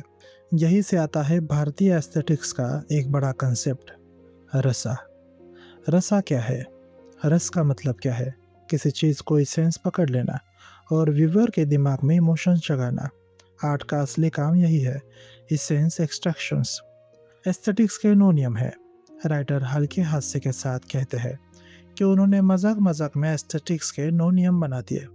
Grouping, peak shift, contrast, isolation, peekaboo, abhorrence of coincidences, orderliness, symmetry और मेटाफोर। इस चैप्टर में पहले 2 पर फोकस करते हैं। Law 1, grouping. डालामैन या डॉग इल्यूजन को याद कीजिए। शुरुआत में रैंडम काले सफ़ेद धब्बे, फिर अचानक कुत्ता दिखने लगता है। उस पल दिमाग में आता है, आह। लेखक कहते हैं यही फीलिंग प्लीजेंट होती है। ग्रुपिंग हमें इसलिए अच्छी लगती है क्योंकि इवोल्यूशन ने हमें ऐसा बनाया है। पेड़ों पर बैठे एंसेस्टर पीले पीले धब्बे दिखते हैं। दिमाग कहता था, इतनी सारी एक जैसी चीज़ें कोइंसिडेंट नहीं हो सकती, और अचानक, ओह लायन। अगर ये रूल ना होता तो एंसेस्टर खुद लंच बन जाता। आर्टिस्ट इसी टेंडेंसी का इस्तेमाल करते हैं। रेनेसांस पेंटिंग में सेम कलर्स रिपीट होते हैं। फैशन में red skirt, red scarf, red belt. Writer मजाक में कहते हैं, नॉर्डस्ट्रॉम की सेल्स गर्ल्स असल में प्रेडेटर डिटेक्शन सिस्टम को मैनिपुलेट कर रही होती है। ब्रेन में ग्रुपिंग कैसी होती है? अलग अलग न्यूरॉन्स फायर करते हैं, लेकिन जैसे ही ऑब्जेक्ट बनता है उनकी फायरिंग सिंक्रोनाइज हो जाती है। सिंक्रोनी का मतलब है ये सब एक ही चीज़ का हिस्सा है। ये सिग्नल लिम्ब सिस्टम तक जाता है और पैदा होते ही एस्थेटिक जोल्ट। दूसरा लॉ, पीक शिफ्ट। अब राइटर सबसे मज़ेदार हिस्से पर आते हैं, रैट एक्सपेरिमेंट। रैट को सिखाया गया कि रेक्टेंगल अच्छा है और स्क्वायर बेकार। फिर रैट को दिखाया गया कि ज़्यादा स्किनी रेक्टेंगल। रैट का रिएक्शन था, वाह। मतलब रैट ने फोटोटाइप नहीं, रोल सीखा था। ये कैरिक्यूरेट का सीक्रेट है। निक्सॉन के कैरिक्यूरेट में नाक और बड़ी होती है, आईब्रोज और हेवी होती है। कैरिक्यूरेट ओरिजिनल से ज़्यादा निक्सॉन लाइक लगता है, एसेंस कैप्चर हो जाता है। राइटर कहते हैं, पार्वती असली औरत जैसी नहीं दिखती, लेकिन फीमेल ट्रेट्स मेल ट्रेट से अलग करके एम्पलीफाई किया गया है। Breast, hips, posture plus Tribhanga posture, 3 जगह से मुड़ी हुई बॉडी। 3 जगह से मुड़ी हुई बॉडी। यह पोस्चर मेल बॉडी में पॉसिबल नहीं है। डिफरेंस एग्जैजरेट हुआ, एसेंस निकला और ब्यूटी पैदा हुई। Twisted dancing NIMS automatically impossible होती है, लेकिन मूवमेंट की एग्जैजरेशन मिरर न्यूरॉन्स को हाइपर एक्टिव कर देती है, इसलिए डांस इमोशनल लगता है। एब्स्ट्रैक्ट आर्ट को समझना, लेखक सीगल चिक एक्सपेरिमेंट बनाते हैं। मदर गर्ल की चोंच पीली होती है और उस पर एक रेड डॉट होता है। चिक पेक करता है। साइंटिस्ट ने कहा, सिर्फ रेड डॉट वाला स्टिक दिखाया। चिक फिर भी पेक करता है। फिर साइंटिस्ट ने 3 रेड स्ट्रिप वाला स्टिक दिखाया। चिक और ज़्यादा एक्साइटेड हो गया, रियल चोंच से भी ज़्यादा अट्रैक्टिव। इसे कहते हैं अल्ट्रा नॉर्मल स्टिमुलस। ये चीटिंग नहीं है, यह ब्रेन के शॉर्टकट का इस्तेमाल है। ह्यूमन एब्स्ट्रैक्ट आर्ट इसी प्रिंसिपल पर काम करती है। पिकासो और हेनरी मुरे ह्यूमन ब्रेन के लिए अल्ट्रा नॉर्मल स्टिमुली बना लेते हैं, अक्सर अनकॉन्शियसली। इसलिए पेंटिंग किसी चीज़ जैसी नहीं लगती, फिर भी पावरफुल लगती है। मुझे हेनरी मुरे पसंद नहीं, राइटर कहते हैं। शायद ये पूरी सच्चाई नहीं होती। लोअर विजुअल एरियाज अक्सर आर्ट को पसंद कर लेते हैं, लेकिन हायर कॉग्निटिव एरियाज सेंसर कर देते हैं। ये ब्लॉप है, ये आर्ट नहीं है। ब्रेन के अंदर डिसएग्रीमेंट होता है। कभी कभी कोई इंसान ऑब्जेक्टिवली ब्यूटीफुल नहीं होता, फिर भी रिसेप्टिबल लगता है। शायद वो किसी पुराने टेम्पल का अल्ट्रा नॉर्मल वर्जन होता है। फ्रॉइड जरूर मुस्कुराते। लेखक अंत में कहते हैं डायमंड कार्बन ही है, फिर भी गिफ्ट करने में मैजिक है। शेक्सपियर ग्रामर फॉलो करता है, फिर भी डिवाइन है। आर्ट स्पिरिचुअल भी हो सकता है और न्यूट्रल भी, दोनों साथ साथ। सिर्फ सभी दो लॉज समझ गए हैं, बाकी 7 अगले चैप्टर में है। और एक्सपेरिमेंट्स में भी। जीएसआर, आई ट्रैकिंग, सिंगल न्यूरॉन रिकॉर्डिंग, यही न्यूरोसाइंस वाकई आर्ट को छूने लगती है। Chapter 8, the artful brain. दिमाग कैसे आर्ट को महसूस करता है। राइटर सबसे पहले एक बात साफ करते हैं। जब हम कहते हैं कि एस्थेटिक लॉज यूनिवर्सल है, तो इसका मतलब ये नहीं कि कल्चर की कोई भूमिका नहीं है। जीन्स दिमाग की बेसिक वायरिंग करते हैं, लेकिन कंटेंट एनवायरनमेंट सिखाता है। फेस पहचानने की एबिलिटी जन्मजात होती है, लेकिन माँ का चेहरा सीखना पड़ता है।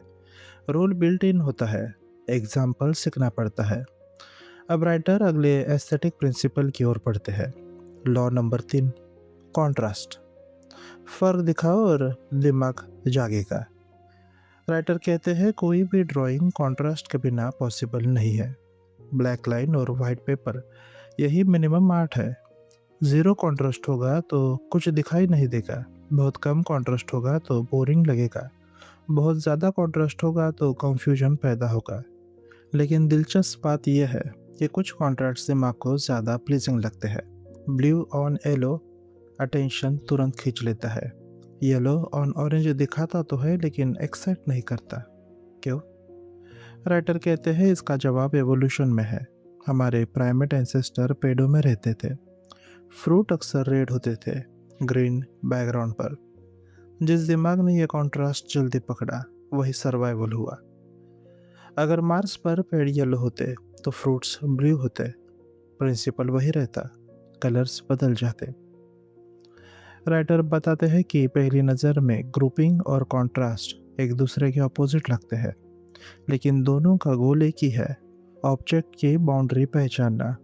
कंट्रास्ट पास पास की चीज़ों को कंपेयर करता है, ग्रुपिंग दूर की चीज़ों को ग्लू करता है। अगर लायन फोलाइज में छुपा हो तो ग्रुपिंग जान बचाती है। फैशन में देखिए, red shoes and red shirts grouping बनाते हैं। फर्मिलियन स्कार्फ रूबी शर्ट के साथ डिजास्टर बन जाता है, लेकिन ब्लू स्कार्फ रेड शर्ट के साथ काम कर जाता है। आर्ट में भी यही नियम है। मेटल क्यूब के साथ फर टेक्सचर, ऑर्गेनिक और इनऑर्गेनिक का टकराव, स्मूथ एक्सपेक्टेशन और प्रिकली रियलिटी। दिमाग वायोलेटेड एक्सपेक्टेशन को पसंद करता है। Law number 4, isolation. कम दिखाओ और ज़्यादा महसूस कराओ। राइटर कहते हैं कि पिकासो की आउटलाइन ड्राइंग और रोडिन की स्केचेस अक्सर फोटोग्राफ से ज़्यादा पावरफुल लगती है। मगर क्यों? क्योंकि अटेंशन लिमिटेड है। फुल कलर फोटो अटेंशन को हर जगह फैला देता है। आउटलाइन स्केच अटेंशन को फोकस कर देता है। अगर आर्टिस्ट कलर को रसा दिखाना चाहता है, यानी रस दिखाना चाहता है, तो वह आउटलाइन को जानबूझकर ब्लर कर देता है। बॉर्डर्स हटती है, अटेंशन कलर स्पेस में चला जाता है। मोनेट और वैन गो इसलिए आउटलाइन को स्मर्च करते हैं। अब राइटर एक ही बहुत शॉकिंग एग्जाम्पल बनाते हैं। एक नॉर्मल 8 साल के बच्चे का हॉर्स का ड्राइंग लाइफलेस लगता है, लेकिन ऑटिस्टिक चाइल्ड नेडिया का हॉर्स जैसे कागज से बाहर आ जाएगा। लियोनार्डो दा विंसी का हॉर्स महान माना जाता है, लेकिन ऑडियंस पोल में कई लोग नाडिया को लियोनार्डो से ऊपर रखते हैं। मगर कैसे? लेखक समझाते हैं नाडिया के ब्रेन में कई मॉड्यूल्स डैमेज थे, लेकिन राइट पैरेंटल लोब सुरक्षित था। अटेंशन पूरी तरह उसी एक मॉड्यूल पर चला गया, isolate module. Isolate module hyper creativity पैदा करता है, जैसे पूरा स्पॉटलाइट एक ही स्टेज पर पड़ जाए। आयरनी ये है कि एडोलेसेंस में जब नाडिया नॉर्मल होने लगी, उसकी ड्राइंग एबिलिटी गायब हो गई। आइसोलेशन खत्म हुआ, आर्ट भी खत्म हुआ। लेखक बताते हैं ऐसे केसेस और भी है। एपिलेप्सी एपिलेप्सी वाले डॉक्टर में अचानक पोइट्री फ्लो करने लगती है। फ्रंटोटेम्पोरल डायमेनिया में पेंटिंग स्किल उभर आती है। ब्रेन के कुछ हिस्से बंद हो जाते हैं, कुछ हिस्से खुल जाते हैं और हिडन टैलेंट अनलॉक हो जाते हैं।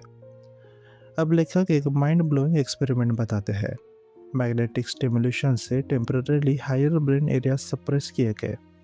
नॉर्मल स्टूडेंट में अचानक एबिलिटी दिखने लगी। ब्यूटीफुल स्केचेस, प्राइम नंबर की पहचान। किसी साइंस फिक्शन जैसा लगता है, लेकिन न्यूरोलॉजी इसकी अनुमति देती है। Law number 5, पिकाबू। राइटर कहते हैं फुल्ली न्यूड पिनअप अक्सर बोरिंग लगता है, लेकिन share cloth, half hidden body ज़्यादा अट्रैक्टिव लगती है। मगर क्यों? क्योंकि दिमाग को प्रॉब्लम सॉल्विंग पसंद है। डायलमेटिंग डॉग इल्यूजन याद कीजिए। पजल सॉल्व करते वक्त मिलता है। परसेप्शन खुद एक पजल सॉल्विंग प्रोसेस है। पार्शियल कंसीलमेंट मिनी पैदा करता है। राइटर मुस्कुरा कर कहते हैं आर्ट विजुअल फोरप्ले है। दिमाग पहले गेस करता है, फिर टेस्ट करता है, फिर करेक्ट करता है। परसेप्शन कंट्रोल हेलुसिनेशन है। पिकअबू इसलिए काम करता है क्योंकि दिमाग बिजी रहता है। Law number 6, abhorrence of coincidences. दिमाग कोइंसिडेंस से नफरत करता है। एक पाम ट्री 2 हिल के बिल्कुल सेंटर में, लॉजिकली पॉसिबल है, लेकिन अगली लगता है। क्यों? क्योंकि ये सिर्फ एक यूनिक एंगल से पॉसिबल है। दिमाग कहता है सस्पिशियस कोइंसिडेंस, कोई बेटर एक्सप्लेनेशन नहीं मिलता। डिस्कम्फर्ट पैदा होता है।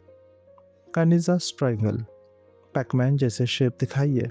ट्रायंगल दिखाई देता है, दिमाग कोइंसिडेंस एक्सप्लेन कर लेता है। वाइट ट्रायंगल सर्कल को ऑक्लूडेट कर रहा है, रिलीफ मिलता है, प्लेजर पैदा होती है। Law number 7, orderliness. न बहुत क्योस न बहुत order. Slightly tilted photo frame irritation पैदा करता है। ड्रॉवर थोड़ा खुला हो तो बेचैनी होती है। एनवेलप में फंसा हुआ हेयर अनबियरेबल लगता है, क्योंकि प्रेडिक्टेबिलिटी टूट गई है। लेकिन कंप्लीट सिमेट्री भी बोरिंग होती है। कारपेट मोटिव्स देखिए, रेपिटेशन होती है, रिदम होता है, स्लाइड वेरिएशन होती है। आर्टिस्ट ऑर्डर और सरप्राइज के बीच बैलेंस करता है। Law number 8, symmetry. सिमेट्री सुंदर क्यों लगती है? राइटर 2 कारण बताते हैं। पहला कारण ऑब्जेक्ट डिटेक्शन। बायोलॉजिकल ऑब्जेक्ट अक्सर सिमेट्रिक होते हैं। प्रेडेटर, प्रे, मेट सब सिमेट्रिक होते हैं। बेबी भी सिमेट्रिक प्रेफर करता है। दूसरा कारण पैरासाइट्स। एसिमेट्री डिजीज का मार्कर हो सकती है। सिमेट्री हेल्थ सिग्नल करती है। अट्रैक्शन अनकॉन्शियस होता है। एक्सेप्शन है, ऑब्जेक्ट भी सिमेट्री अच्छी लगती है, सीन में असिमेट्री। अगर रूम बहुत सिमेट्रिक हो तो आर्टिफिशियल लगता है। Law number 9, metaphor. Visual language की पोइट्री।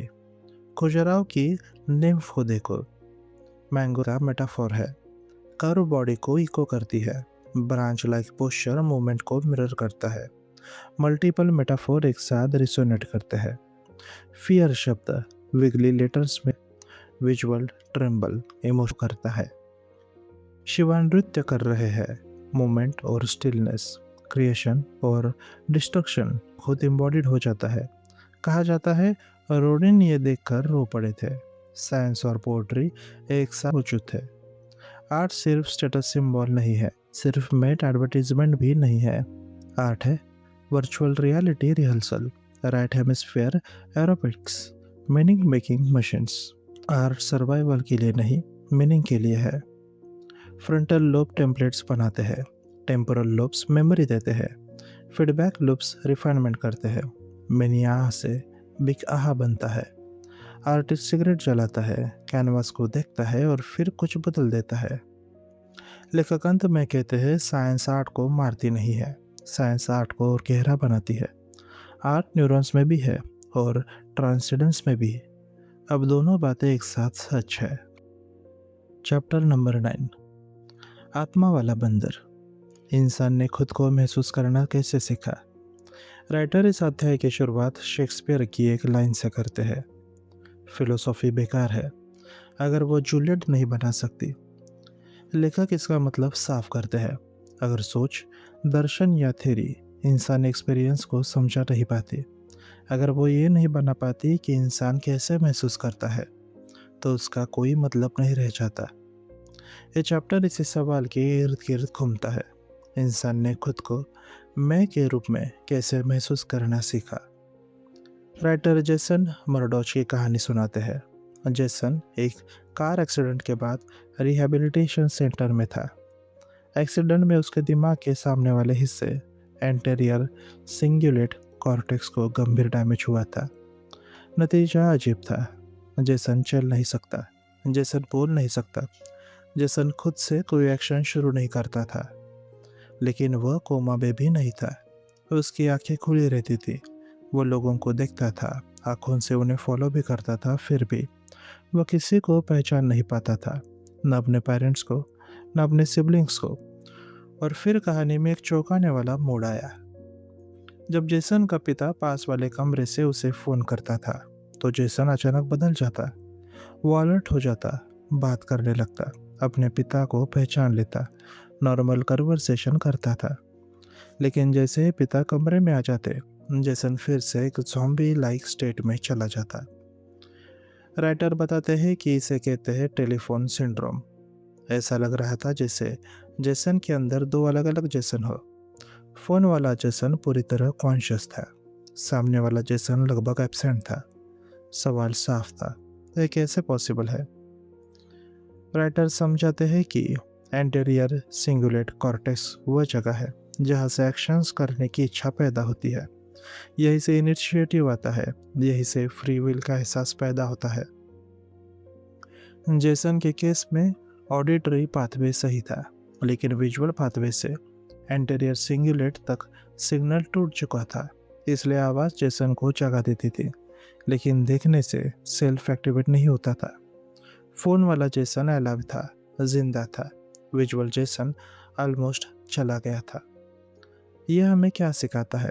राइटर कहते हैं, पर्सन होना सिर्फ जागरूक होना नहीं है। पर्सन होने के लिए मीनिंग, सेल्फ इंटरप्रिटेशन और ये सब आता है मेटा प्रेजेंटेशन से। इवोल्यूशन में पहला आया था फर्स्ट ऑर्डर ब्रेन। एक रैट के लिए कैट सिर्फ इतना है, फरी, मूविंग, डेंजरस, बस अवॉइड करना है। लेकिन इंसान का दिमाग यही नहीं रुका। ह्यूमन ब्रेन ने एक नया लेयर बनाया, मेटा प्रेजेंटेशन, यानी प्रेजेंटेशन की प्रेजेंटेशन। अब कैट सिर्फ कैट नहीं रहा, कैट बन गया एनिमल, मैमल, पेट। रैट का एनिमी, विस्की टेल म्याओ, वर्ल्ड कैट कल्चर मीनिंग। और हाँ, हेल बेरी रेफरेंस तक। लेखक हल्की मुस्कान के साथ कहते हैं कि यही से शुरू होता है लैंग्वेज, सिंबल, सेल्फ वैल्यू और बिलीफ्स।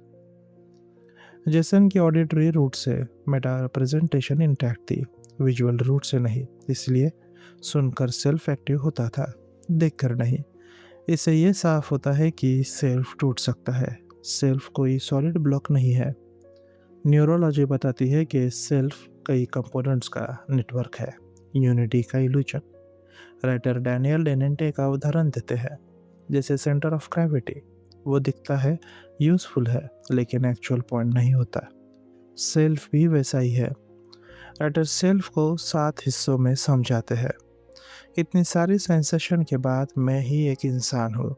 यह एहसास, मैं वही हूँ जो बचपन में था और वही रहूँगा जो भविष्य में होगा।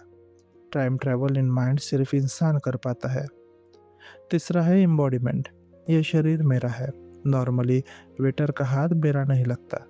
मिरर में खुद को पहचान लेते हैं, लेकिन इल्यूजन से बॉडी इमेज बदली जा सकती है। Out of body experience possible हो जाता है। चौथा प्राइवेसी। मेरी फीलिंग मेरी, सिर्फ मेरी है। एम्पैथी पॉसिबल है, लेकिन एग्जैक्ट पेन शेयर नहीं होता। हालांकि मिरर न्यूरॉन्स इसे बाउंड्री को ब्लर कर सकते हैं। पांचवा, सोशल एम्बेडिंग। इंसान सोशल स्पीसीज है। Pride, jealousy, guilt, shame, love. ये इमोशंस सोशल कंटेक्स्ट के बिना मीनिंगलेस है। यही से रिलीजन, कर्मा और गॉड जैसे आइडियाज जन्म लेते हैं। सिक्स्थ है फ्री विल। मैं कुछ और भी कर सकता था। ये पूरी इल्यूजन नहीं है, लेकिन प्योर फ्रीडम भी नहीं है। एंटीरियर सिंगुलेट और पैरिटल एरियाज मिलकर फीलिंग बनाते हैं। सातवां है सेल्फ अवेयरनेस, खुद को दूसरे की नज़र से देख पाना। एम्बेरसमेंट का मतलब है यह समझना कि दूसरे मुझे कैसे देख रहे हैं। राइटर एक डिस्टर्बिंग कंडीशन बताते हैं। एक पेशेंट कहता है, डॉक्टर मेरा हाथ काट दीजिए। हाथ हेल्दी होता है, फिर भी पेशेंट चाहता है कि उसे रिमूव किया जाए। उसका कहना होता है यह हाथ ज़्यादा मौजूद लगता है। एक्सप्लेनेशन सिंपल है, बॉडी सेंसेशन आती है, लेकिन बॉडी इमेज में उस लिम्ब की जगह नहीं होती। मिसमैच लगता है और ब्रेन मिसमैच से नफरत करता है। राइट हेमिस्फीयर स्ट्रोक के बाद कुछ पेशेंट कहते हैं, डॉक्टर ये हाथ मेरा नहीं है। पैरालाइज लेफ्ट आर्म को वे किसी और का मान लेते हैं। ओनरशिप और बॉडी इमेज टूट जाती है। राइटर इसे भी मॉरल इशू नहीं, न्यूरोलॉजिकल मिसमैच बताते हैं। ट्रांस सेक्सुअलिटी को इंटरनल सेक्सुअल बॉडी इमेज और एक्सटर्नल एटोनॉमी मैच नहीं करते। रिजल्ट होता है इंटेंस डिस्कम्फर्ट और सर्जरी की डिजायर। मिरर न्यूरॉन्स और सेल्फ। मिरर न्यूरॉन्स शुरुआत में दूसरों को समझने के लिए इवॉल्व हुए। ह्यूमंस में उन्होंने इनवर्ड टर्न लिया, यही से आया इंट्रोस्पेक्शन, सेल्फ अवेयरनेस। ऑटिज्म में मिरर न्यूरॉन सिस्टम कमज़ोर होता है, इसलिए सेल्फ स्टीम, एम्बैरेसमेंट, प्राइड और शेम समझना मुश्किल हो जाता है। प्रोनाउन कंफ्यूजन भी दिखता है, मी और यू का फर्क। ईगो और devil's advocate. Left hemisphere narrative बनाता है, ईगो बचाता है, डिनायल और रैशनलाइजेशन करता है। राइट हेमिस्फीयर रियलिटी चेक करता है, डिटैच व्यू देता है, एरर्स पकड़ता है। एनोसोगोनसिया में पैरालाइज पेशेंट कहता है, डॉक्टर मैं ठीक हूँ। कॉन्फेरिबुलेशन, डिनायल, प्रोजेक्शन सब दिखते हैं। राइटर कहते हैं फ्रूड के डिफेंस मैकेनिज्म असल में ब्रेन स्ट्रेटेजी है, बिहेवियरल स्टेबिलिटी की नहीं।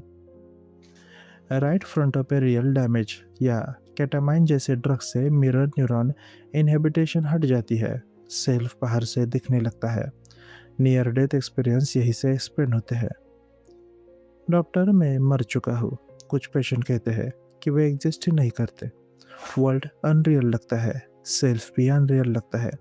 इमोशनल पाथवे डिस्कनेक्टेड हो जाता है। एक्सट्रीम एक्सट्रीम डिप्रेशन और एपिलिप्सी इससे जुड़े पाए गए। I am one with the God. Temporal lobe epilepsy में एम्पैथी पाथवेज ओवर एक्टिव हो जाते हैं, यूनिवर्स मीनिंगफुल लगने लगता है। फ्रंटल इनहिबिटेशन हटे तो सेल्फ डिजॉल्व हो जाता है, गॉड यूनियन जैसी फीलिंग आती है। पैनिक अटैक भी इसे मिसमैच से जोड़ते हैं। कंटिन्यूटी और मेमोरी। राइटर मेमोरी के 3 प्रकार बताते हैं, प्रोसीजरल मेमोरी, सेमेंटिक मेमोरी और episodic memory. Episodic memory self को इनरिच करती है, लेकिन सेल्फ उस पूरी तरह से डिपेंड नहीं करता। Super marginal gyrus option imagine करता है।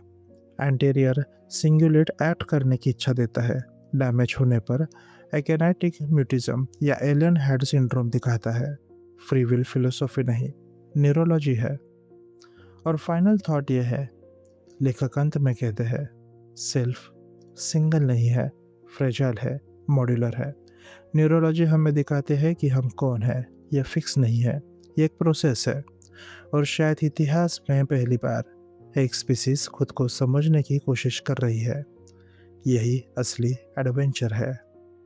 और इस किताब के अंत होते वक्त राइटर कुछ बातें बताते हैं। हवा जैसी चीज़ को नाम और जगह दे देना। ये बात कही थी शेक्सपियर ने।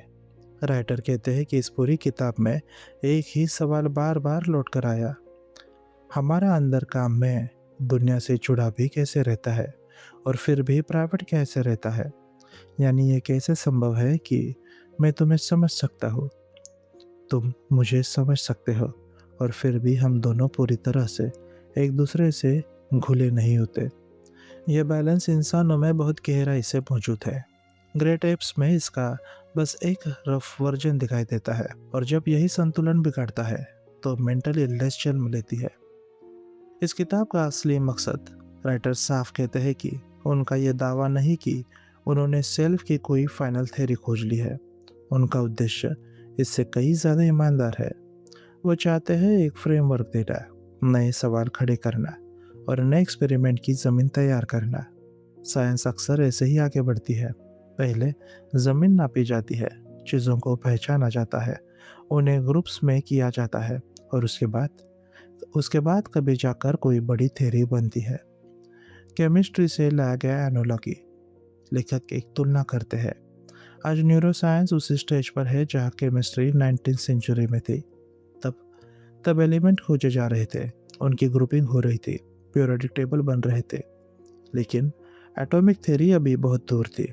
बीच में कई गलत आइडियाज़ भी आए, फ्लोगिस्टन लॉज ऑफ ऑक्टेव्स। लेकिन पैराडॉक्स यह है कि इन्हीं गलत रास्तों से आखिरकार सही रास्ता निकला। लेखक बस इतनी उम्मीद करते हैं कि सेल्फ कहीं फ्लोगिस्टन न निकले। लेखक का एक बड़ा प्रस्ताव यह है कि कई मेंटल डिसऑर्डर्स असल में सेल्फ की डिसऑर्डर है, जैसे कैपेग्रास सिंड्रोम, कोटार्ड सिंड्रोम, पैनिक अटैक्स, एपेटोमोनोफिलिया। इन सब में दिमाग के अलग अलग मॉड्यूल्स आपस में तालमेल खो देते हैं।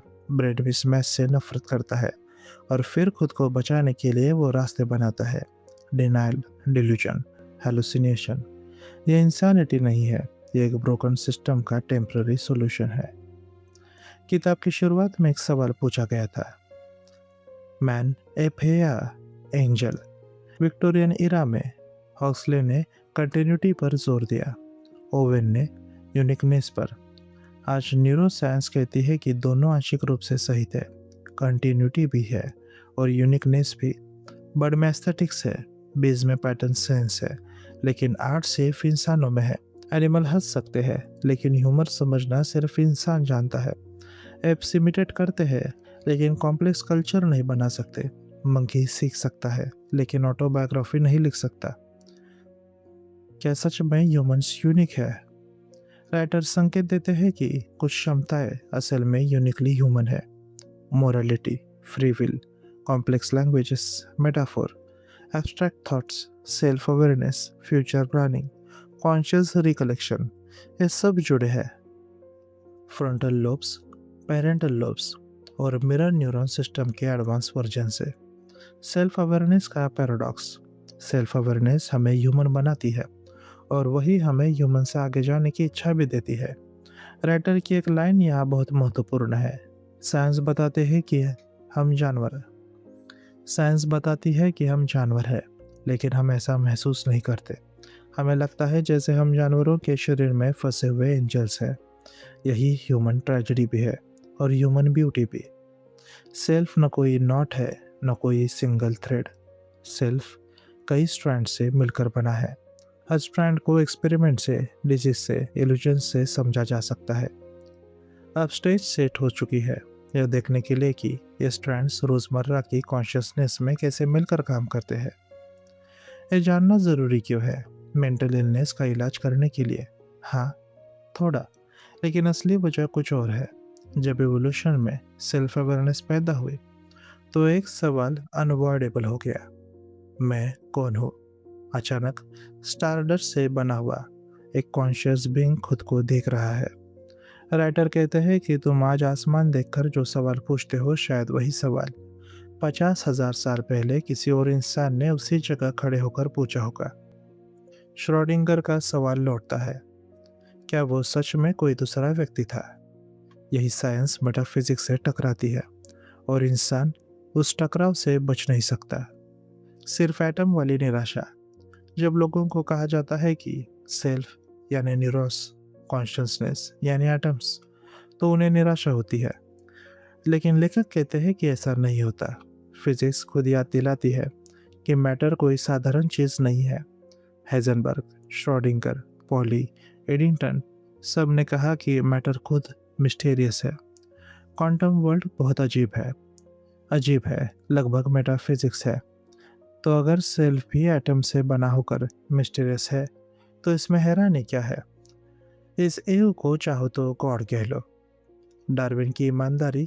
डार्विन न ब्लाइंड बिलीवर थे, न एरोगेंट एथिस्ट। वो कहते थे दुनिया में बहुत सफरिंग है, डिजाइन परफेक्ट नहीं लगता, लेकिन ब्रूट फोर्स से सब एक्सप्लेन करना उन्हें भी स्वीकार नहीं था।